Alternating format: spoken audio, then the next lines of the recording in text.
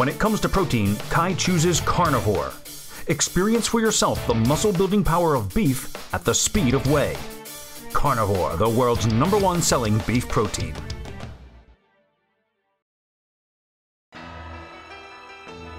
The winner of the Train with Kai contest, Torren Davis, understands hard work and rigid discipline. Taran trained as a martial artist from a young age and holds 4 black belts, as well as being an 8-time fighting and weapons kata world champion. In order to further his new dream of pursuing bodybuilding, he entered the Train with Kai contest and won.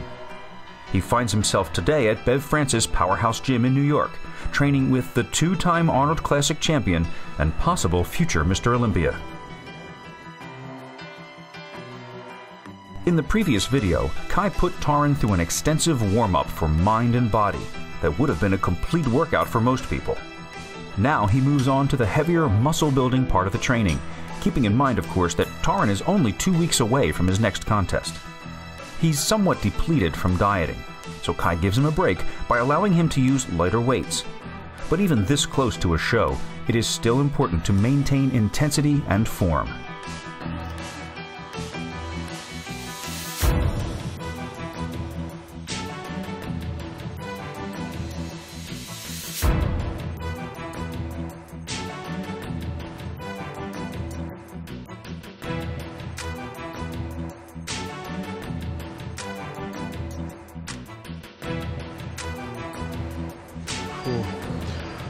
Four, 5, 6, 7.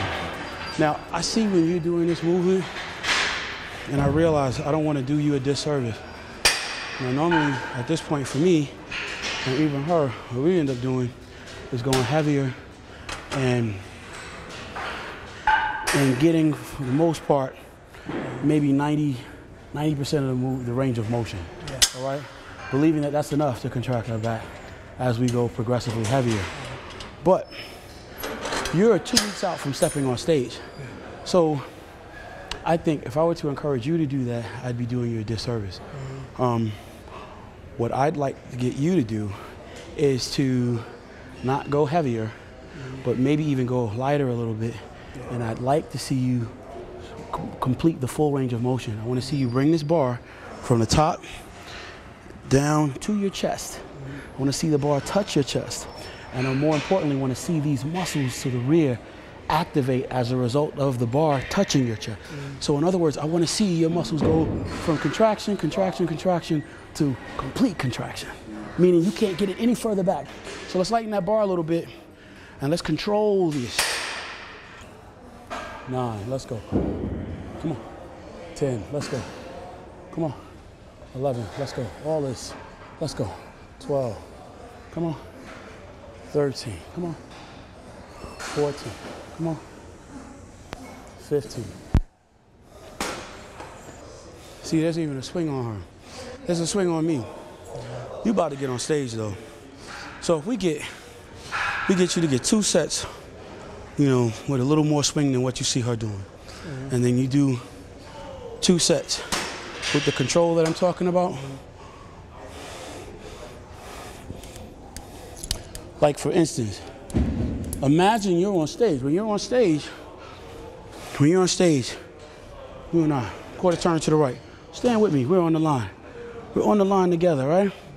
When you stand in a semi-relaxed pose from the rear, right? They ask for a rear or bicep shot. What does a bodybuilder do? What will you do? Rear or bicep shot? 4. Yeah. Okay. Well, this is what I learned. And I'm going to show you why I think about it this way and how it applies to me here and why I would even bring this up right now. Everything starts, we said, from the floor up. So, semi-relaxed pose from the rear, quarter turn to the right, we stand up and they ask for a rear or bicep shot. I'm going to take a minute, place my feet, put foot back, spike the calf, hamstring, come up, glute, up through my spinal erectors, my lats, my rear delts. Then what I'm going to do is I'm going to reach up to the ceiling, reach up. As I reach up, I turn my spine, curl it back, still flexion of my calf, hamstring, and glute. Reach. Now I connect with my traps, my rhomboids, my rear delts. Pull down. Traps and rear delts. This. As I hold it, I squeeze and create an isometric contraction, and then hold it throughout my entire body. When we do this movement, this pull down, you want to approach this almost now, not like you want to move a whole lot of weight. Don't even worry about the weight now. Now you become light, your hands become hooks. And what you do is you connect with your traps, squeeze your traps, squeeze your rear delts, squeeze your traps, squeeze your lats. Pull that bar down. Take your elbows, rotate them back just a bit. That's your rear delts contracting in order to make that happen. That's contraction on your traps in order to make that happen. You don't just let it go, but you release slowly. It's still a contraction on that whole thing. Your whole back and body should come alive. Down, again, pull, squeeze. I'm not trying to pull weight as much as in the moment. I'm trying to contract those muscles. Does that make any sense? Yeah. So I want to see you do a set like that. Oh yeah, we're doing it to the front. So the same rules still apply. Same rules still apply. Leaning back, rear delts. Now it becomes a little bit more difficult to do that with a lot of weight. So I'm not afraid to drop the weight a little bit. Somebody over there might see me and say, yo, Kai Green, you're a pro bodybuilder. You're only using a little bit of weight. I could do that. I'm stronger than him. But the power is not what it looks like across the room, but what's actually happening inside of your body is you take command of your instrument. Does that make sense? All right, so we're pulling. Contraction here. This contraction is your lat spread, it's your rear to a bicep shot, it's your rear lat spread, it's everything. All right, let's get it. 1, 2, 3, control, let's get it. 4, come on. The Train with Kai contest not only highlights exceptional amateur bodybuilders, but also seeks to bring attention to young people whose stories transcend the sport and touch us in some way. In Torren's case, there is another layer to his story. In addition to his training and competing, Torren is also studying information technology at North Carolina A&T State University, but still finds the time to help an older brother who is legally blind. His brother is Taran Davis II, which he's legally blind. He's been that way ever since he was like 8 years old. And I taught him not to give up in life.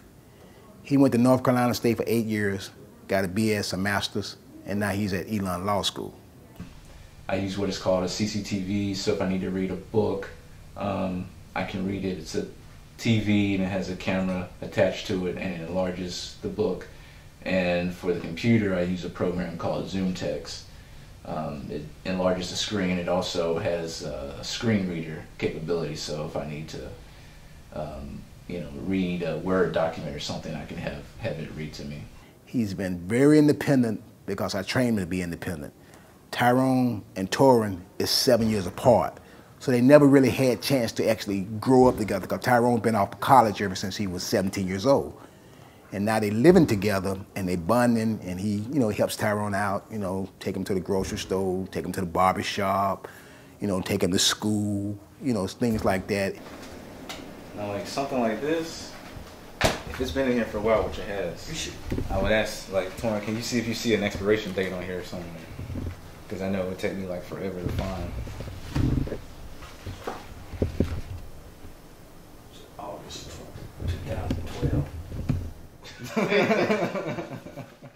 I'm very proud of both of my boys, and they're beginning to bond and actually know what it is to love each other because they've never been around each other, being 7 years apart. I train my kids with love. Without family, you have nothing. And I train them to love each other, that is just him and his brother, and they always got to take care of each other. With all this on his plate, plus a part-time job, you would think that Torren Davis would have little time left for the 24/7 work that being a bodybuilder entails. But the result of Tyrone Sr.'s firm but loving upbringing is becoming increasingly apparent today, as Torren gives himself over completely to being Kai's student. Nice, 6, nice, 7, 8, 9, that's nice, 10.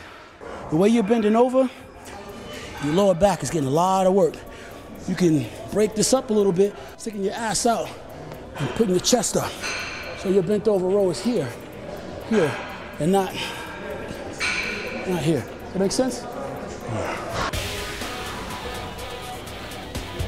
the better you are over time with developing a stronger command of these kinds of movements, it's only going to make your back just that much better. I'm going to tell you about bending your back a little, bending your knees a little bit. Your knees will help protect your lower back from injury. Bending your knees. Let's see how she does it. See how her knees are bent? Wow.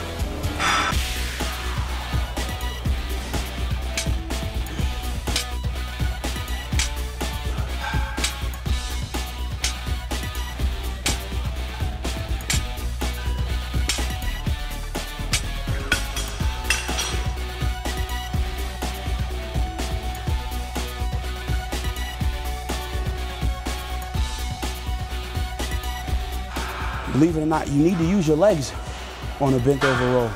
By using your legs, you begin to use the natural lower back protection that's just built in to your body and the ability to do the movement correctly. Does that make any sense? In other words, you don't have to make your lower back work as hard doing a bent over barbell roll as you are. You want to almost relax your lower back enough that allows you to take the resistance that would be transferred here and transfer it to your glutes and your hamstrings, you know, and your quads. You know, you see me set up? There's a difference between setting up with my feet too close together and my back here to do a bent over roll. So everything from the waist up may be great on you, but everything from the waist down is an inferior setup. It's built to your disadvantage.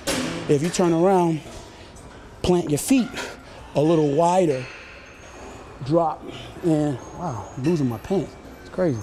Kyrie's ass, y'all. No, I'm just kidding. All right, so kick my butt back, down here, almost like assuming a three-point stance and playing football. Yeah.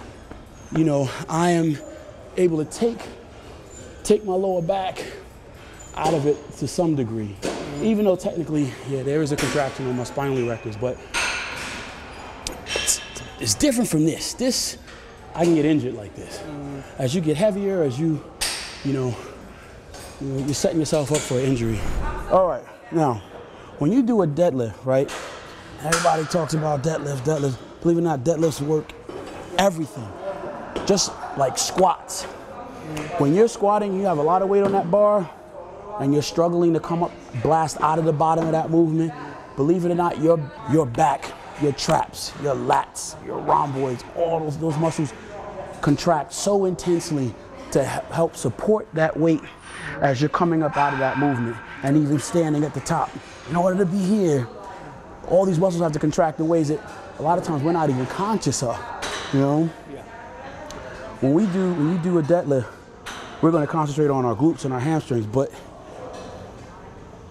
as a byproduct, what ends up happening is your spinal erectors, this area from here, the top of your gluteus medius, and underneath your lats and your traps, this little area right here is like where your strong cords are, your spinal erectors.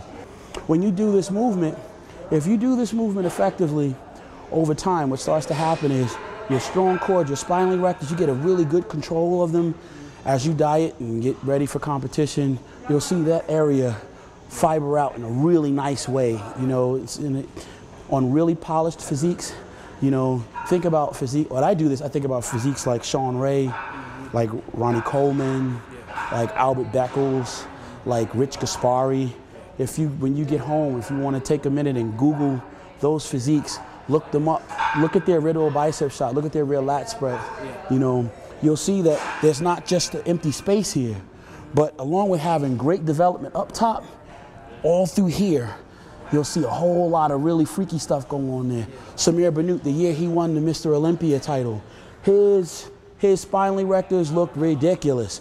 So much so he was able to, and the body fat and subcutaneous water was so low, and the development was so intensely developed that he could put his hands on the fronts of his quads and contract his abs, and then all this interesting detail would walk out. His lats would cross striate, his spinal erectors would stand out, really well detailed and defined. So when you do this movement, you want to think about that. Those kinds of images should be running through your mind. Make any sense? Yeah, all right, and it also completes your back training. No back training is complete without deadlifts unless you have some issues that make deadlifts problematic. But you look like a young man and ain't got no problem. So we just need to get these done. Does that make sense? We got 4 sets, we're gonna knock them out. 2, 3, 5, 6, 9, 10, 6, 7, 8. Watch how she gets her ass down. Ass down. Very, very important. 4, 5. Contraction on those glutes at the top. 6.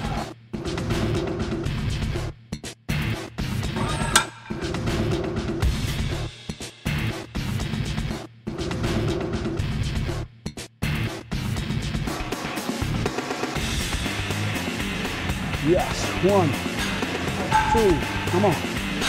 3. Let's go. 4. Let's go. 5. Come on. 14. Come on.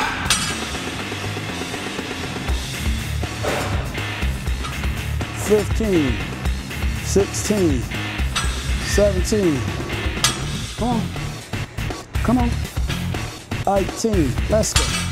Come on. 19. Let's go. Come on. Come on. 20. Good shit. That's for sure.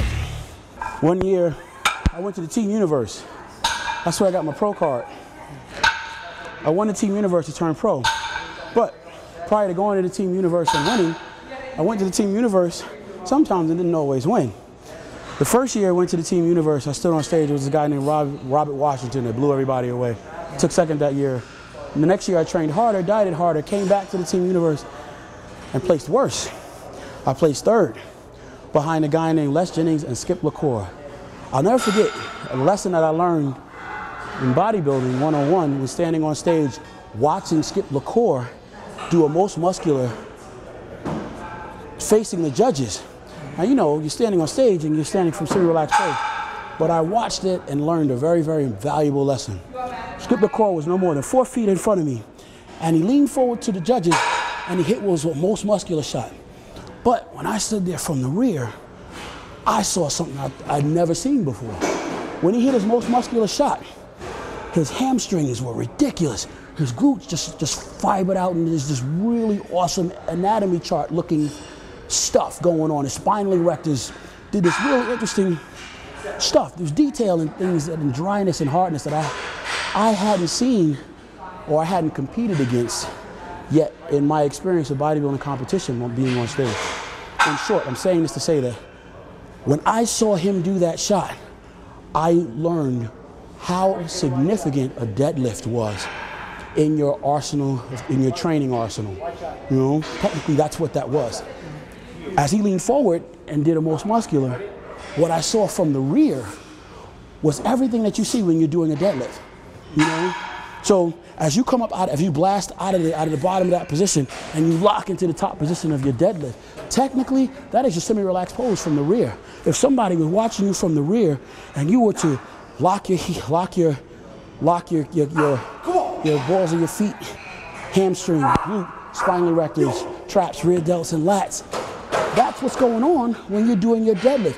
Every time you do your deadlift, you're making connections with muscles and development ultimately that will occur as a result of doing this that you probably can't even recognize how they relate to other things, other poses from other angles that we don't even see or even think about. I would not have seen or would not have thought on my own prior to seeing it demonstrated through Skip LaCour that day how well related the deadlift was to every pose, or particularly a pose like a front most muscular, you know?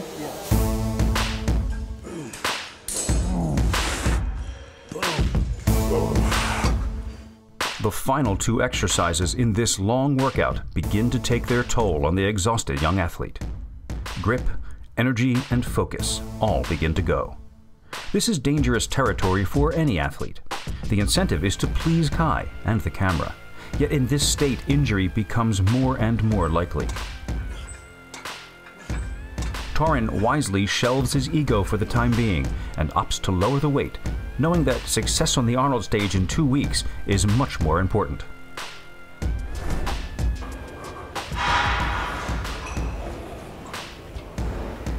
If you see, damn it.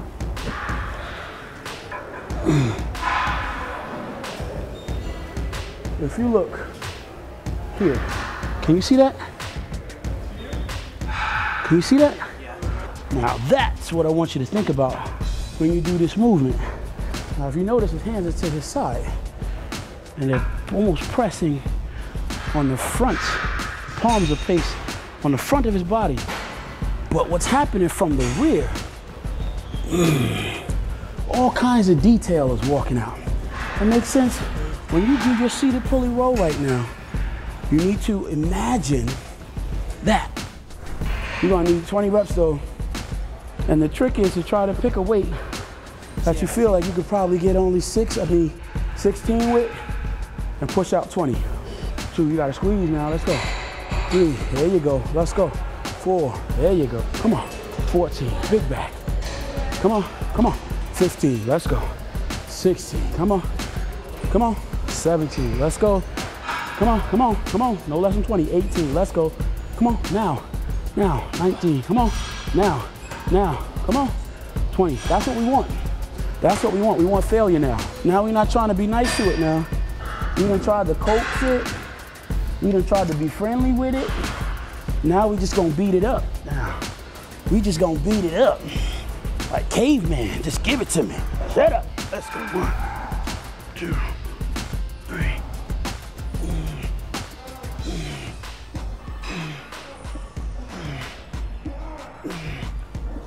7, let's go.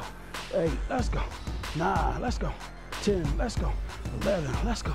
12, come on. Boom. Boom. Boom. Boom.